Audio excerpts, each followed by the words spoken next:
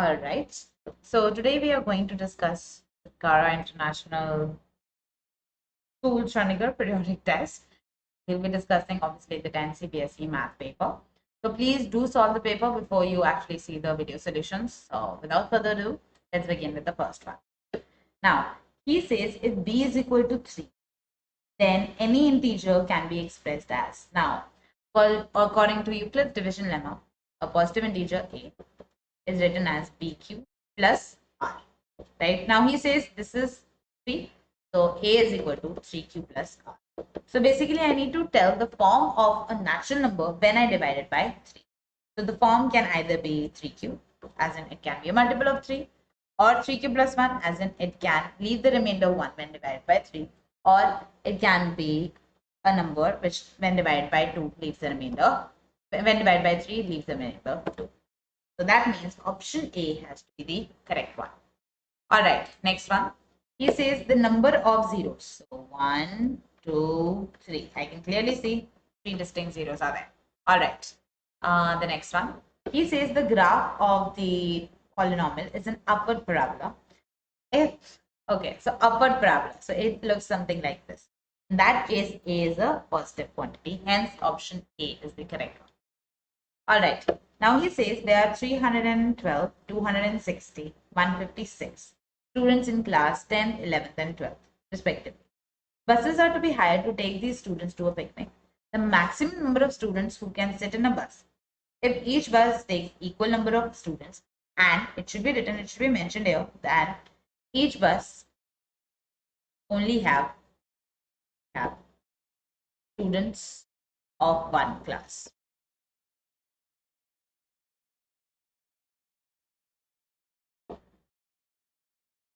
Right? So that means 312 students. Cool. So maybe I can put the maximum number of students. I can put one student in one bus. I would just require 312 bus. Obviously, not very sensible, but okay. We're just analyzing the situation. We can put two students in one bus, and we can get 156. So 156 buses, and so on. So basically, I'm listing out the factors, right? So he says the maximum number of students. So that means I am looking for the HCF of 312, 260, and 150. Now the thing is, you'll say, okay, let's find the HCF. But the options are right there in front of you. The highest common factor. Now 56 does not even divide 312, by the way. Just saying. So this cannot be the common factor. 56, 312 का factor नहीं है, common factor कैसे होगा? 48. Now 8, 24, 72 it can be. Right. Now 48 does not divide this 260. Right. So again, it cannot be the factor. 63.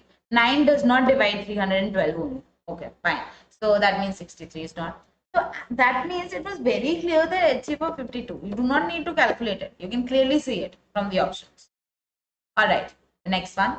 He says alpha beta are the zeros of the polynomial this. Now I know the zeros of this polynomial. They are 4 and minus 4. He says alpha beta, so product, so minus 16 into plus, if I add them up, that is 0. So anything into 0 is 0. Option A is the correct one. All right, next one. He says 98 as a product of primes can be expressed as. Now 98 is nothing but 49 into 2, right? 2 into 7 square. Option C is the correct one. All right, next one. Sum and product of zeros of the polynomial. Now, sum, one way is you can write it also, by the way, but let me use the coefficient method. So sum of zeros is negative of coefficient of x divided by coefficient of x squared. Now here the coefficient of x, now x is not there, that means the coefficient of x is 0. So minus 0 divided by, I do not care, here it is 6, I do not care, this is this. The sum is 0. Okay. Now product is equal to constant term, so minus 5, divided by coefficient of x square, which is 6, so minus 5 by 6. Hence, option D is the correct one. All right, now he says LCM of two numbers is this. Right, the LCM of two numbers is this. Which of the following cannot be their HCF? Now, I know that HCF always divides LCM. Always divide LCM. right? So let me see. Does 600 divide 1200? So that means I can have two numbers where LCM is 1200 and HCF is 600. So this is not the answer. Does 500 divide 1200? The answer is no. So that means HCF of two numbers cannot be equal to 500 if LCM is equal to 1200. So that means this cannot be the HCF, hence option B is the correct one. Next. Now he says HCF is given to you of two numbers is also given to you. Find the LCM, right? Okay, find LCM. Cool. So I can use HCF into LCM is equal to first number into second number. HCF is 13. 13 into LCM I need to find out. So that is 26 into 169. So this is 2. So 169 into 2, that is 338. You can find the LCM other way also. It's absolutely fine. I do not. All right. Next is dividend is equal to divisor into quotient plus remainder. Very obvious thing. Okay. Next question. What is the HCF of smallest composite number? Now, smallest composite number that I know. 1, 9, 2, no, 3 prime. 4 is the smallest composite number, so 4. And the smallest prime number, which is 2. Now, he says the HCF, highest common factor. Obviously, it is 2. All right, moving on. Now, he says if alpha, beta are the zeros of this one, that means alpha plus beta, sum of zeros is nothing but -1 divided by 1, -1. Product of zeros is equal to -1. Constant term divided by coefficient of x square. Right? He says find the value of this. 1 by alpha plus 1 by beta. Let me just take the LCM, alpha, beta. Then I get beta plus alpha.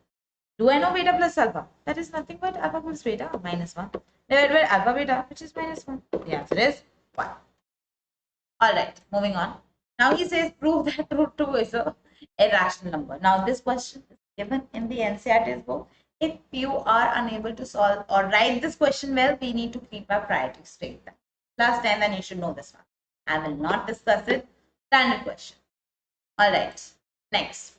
He says obtain all of the zeros of this polynomial if two of its zeros, I lost it. If two of its zeros are, basically this is root 5 by 3 and minus root 5 by 3. Whole root it is, right? It's not clear over here.